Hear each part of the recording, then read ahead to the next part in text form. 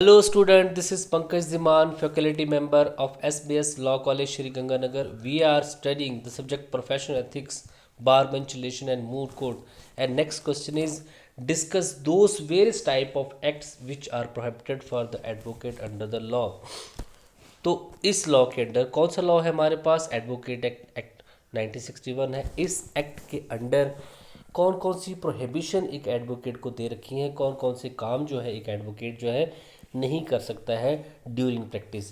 PD Gupta वर्सी राम मूर्ति AIR 1998 supreme court ने कहा था judicial administration is a stream and it should be kept poor clean and pollution free. तो judicial administration एक नदी की धारा है जो कि हमेशा प्योर रहनी चाहिए, साफ रहनी चाहिए और प्रदूषित रहित जो है होनी चाहिए। It applies upon judicial officers and advocate alike. ये डिपेंड करता है जुडिशियल ऑफिसर पे, जज पे, मजिस्ट्रेट पे और एडवोकेट पे। It is expected to advocate to conduct in such manner which can not be questionable और no finger can be raised on it. ये एक्सपेक्ट किया जाता है एडवोकेट कि उसके बिहेव पे कोई क्वेश्चन मार्क क्रिएट ना करे, ना उसकी तरफ कोई उंगली उठाए। This view of Supreme Court imposes special liabilities and duty upon the advocate and expects such a conduct which should be justifiable। इसी चीज़ को ध्यान में रखते हुए सुप्रीम कोर्ट ने एडवोकेट पे कुछ लाइबिलिटी सेट की हैं, कुछ ड्यूटी सेट की हैं ताकि उसके बिहेव उसके जो उसका जो बिहेव है उसको कंडक्ट जो है उसको जस्टिफाइड जो है वहाँ पे किया जा सके। तो कुछ प्रोहिबिशन जो है एडवोकेट एक्ट 1961 के अंडर जो है एक एडवोकेट पे लगाए गए जो काम वो नहीं कर सकता है। सबसे पहले not practising law without prescribe qualification. तो ये सबसे पहली एक एक्सपेक्टेशन है एक किसी भी पर्सन से कि वो without having a lawful degree जो है वो प्रैक्टिस वहाँ पे ना करे। उसके पास वो क्वालिफिकेशन होनी चाहिए और क्वालिफिकेशन आपके पास पता है कि क्या है कि एक तो उसके पास एक वैलिड डिग्री ऑफ लॉ होनी चाहिए, दूसरा वो उसने अपने आप को जो है रोल ऑफ एडवोकेट में रजिस्टर्ड जो है करा लिया हो। Advocate are prohibited to practise law without having prescribed qualification. Prescribed qualification means qualification decided by the bar council. तो एडवोकेट एक्ट 1961 के अंडर जो बार काउंसिल ऑफ इंडिया है उसने यहाँ पे जो है यहाँ पे क्वालिफिकेशन जो है डिसाइड कर रखी है। और ये क्वालिफिकेशन कौन सी हैं? एक तो वो लॉ ग्रेजुएट होना चाहिए, दूसरा वो बार काउंसिल से जो है उसके रजिस्ट्रेशन वहाँ पे होनी चाहिए। इफ़ ये गलत लिखा है यहाँ पे, if someone practise law without these qualification then he shall be punishable under section 45 of the advocate act 1961। तो अगर इन क्वालिफिकेशन के बिना कोई भी पर्सन जो है वो प्रैक्टिस स्टार्ट कर देता है तो 45 सेक्शन है एडवोकेट एक्ट 1961 के अंडर, उसको इस एक्ट के सेक्शन के अंडर जो है पनिशमेंट वहाँ पे हो सकती है। Nilgiri bar association versus TK Mahalingam का केस है। It is important case. In this case defendant started practising law without holding a degree of law graduate and the Supreme Court punished him by the imprisonment of 6 months and fine of 5,000। तो इस case के under, ये case आपने पहले भी पढ़ा कि इस केस के अंडर एक पर्सन ने without having a lawful degree और without registration in the roll of the advocate उसने जो है प्रैक्टिस स्टार्ट कर दी। सुप्रीम कोर्ट ने उसको वहाँ 6 महीने की सज़ा और 5,000 का जुर्माना सुनाया क्योंकि एक लॉ का प्रोफेशन जो है एक बहुत ही डिग्निफाइड प्रोफेशन है। इसमें किसी तरीके का कोई भी जो है जहाँ पे कोई भेदभाव यहाँ पे नहीं किया जा सकता और ना ही किसी को एडवोकेट के एक्ट पे जो है क्वेश्चन मार्क लाने का मौका दिया जाएगा।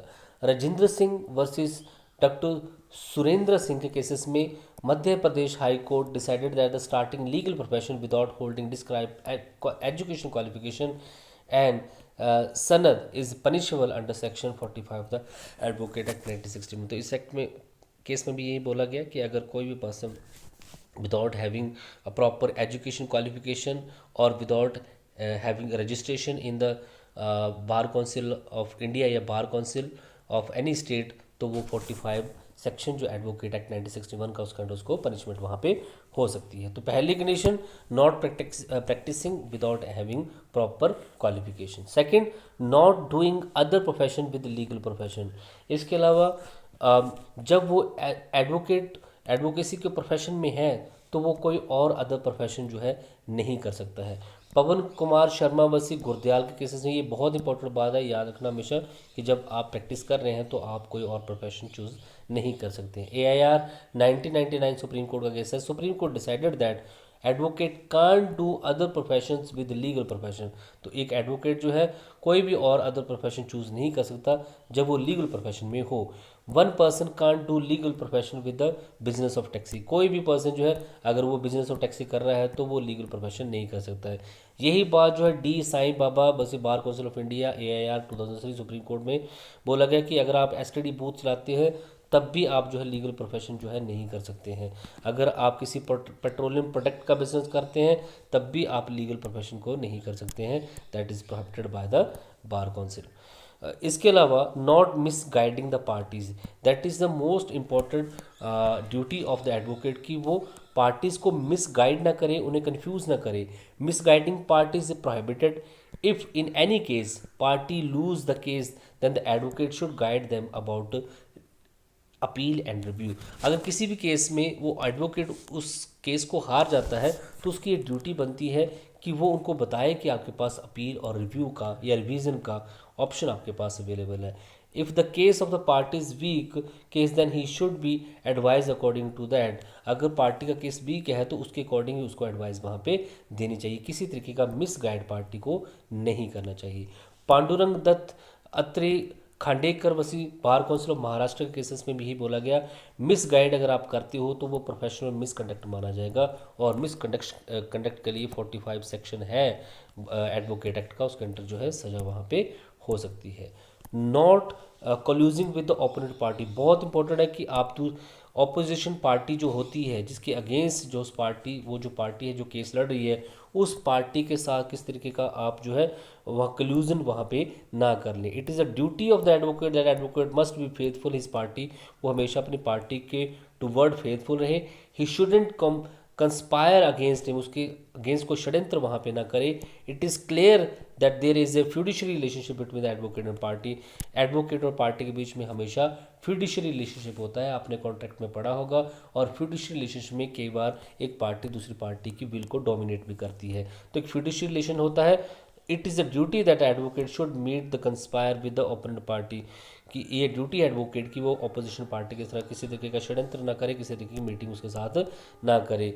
ही should not plead in favour of the opponent party, opponent party के फेवर में कोई भी प्लीड वहाँ पे ना करे।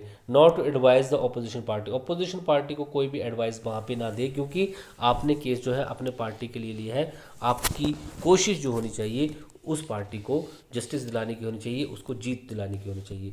Not accept gift fees of opponent party, opposition party से कोई भी गिफ्ट एक्सेप्ट ना करे, कोई फीस एक्सेप्ट ना करे। अगर कोई एडवोकेट ऐसा करता है तो ये सीवियर प्रोफेशनल मिसकंडक्ट जो है माना जाएगा। Not interference in the other advocate act, advocate बाकी जो एडवोकेट हैं ओपोनेंट एडवोकेट जो है उनके एक्ट में किसी तरीके के इंटरफेरेंस ना करे। अगर एडवोकेट के एक्ट में इंटरफेरेंस वो करता है तो उसको भी प्रोफेशनल मिसकंडक्ट वहाँ पे माना जाता है।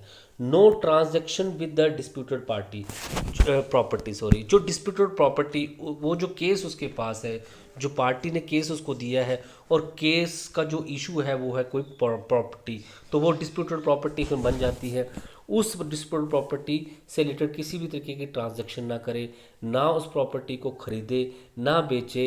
अगर वो उस डिस्प्यूटेड प्रॉपर्टी को बेचने की या खरीदने की कोशिश करता है तो ये भी एक सीवियर प्रोफेशनल मिसकंडक्ट जो है माना जाता है। डीपी गुप्ता वर्सी राम मूर्ति का केस है। Supreme court decided that the advocate have fiduciary relationship with the party, so it is a duty he should use undue influence, he shouldn't use undue influence upon the party.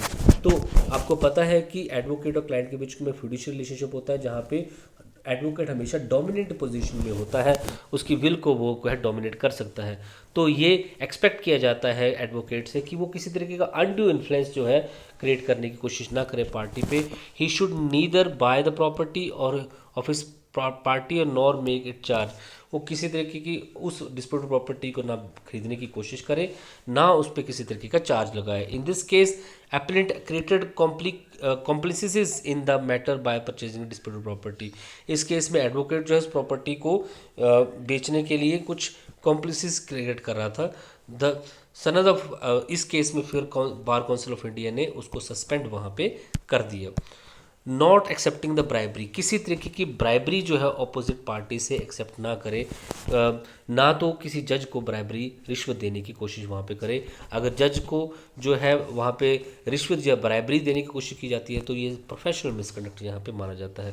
Purushottam Eknath निमादेवसी DN महाजन के cases में यही बोला गया कि taking bribery by advocate is professional misconduct and contempt of the court also. तो ये contempt of the court भी है, कोर्ट की अवमानना भी है, और ये एक सीवियर प्रोफेशनल मिसकंडक्ट भी है जिसके एडवोकेट एक्ट के अंडर जो है उसको वहाँ पे पनिशमेंट जो है हो सकती है। Not participating in the strike, तो किसी तरीके की स्ट्राइक में बायकॉट में जो है कोई भी एडवोकेट जो है वो पार्टिसिपेट ना करे। उसका एक इंटरेस्ट और सिर्फ एक इंटरेस्ट होना चाहिए और वो होना चाहिए अपने पार्टी को उसके अपने पार्टी के इंटरेस्ट में काम करना। वो किसी तरीके की स्ट्राइक और बायकॉट में जो है नहीं आना चाहिए। Supreme court decided that the advocate don't have the right to participate in the strike और give call off the boycott. Supreme court ने साफ बोला कि एडवोकेट के पास ये राइट नहीं है कि वो स्ट्राइक में पार्टिसिपेट करे या बायकॉट को बोले। Court are not bound to adjourn case, तो कोर्ट जो है किसी भी केस को अजर्न नहीं करेगी कि लॉयर जो है स्ट्राइक पे बैठा हुआ है, वो उस केस में डिसीजन भी सुना सकती है without advocate. Ranchi bar association state of Bihar AIR 1993 Patna high court case है। इस केस में यही बोला गया court of judiciary is independent, he is determined to do work without fear torture. If strike boycott are done to stop work of court, it will be considered contempt of the court.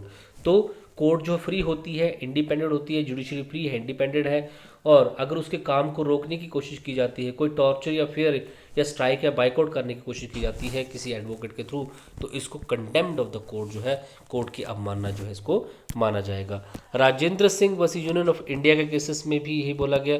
Punjab and Haryana high court decide the advocate should avoid the unnecessary strike, जो है इसको यहाँ पे avoid करनी चाहिए। तो ये जो है प्रोहिबिशन जो है एक एडवोकेट को से एक्सपेक्ट की जाती हैं कि वो इन चीज़ों को जो है जब भी वो प्रैक्टिस में हो तो इन चीज़ों को वो ना करे। Thank you so much.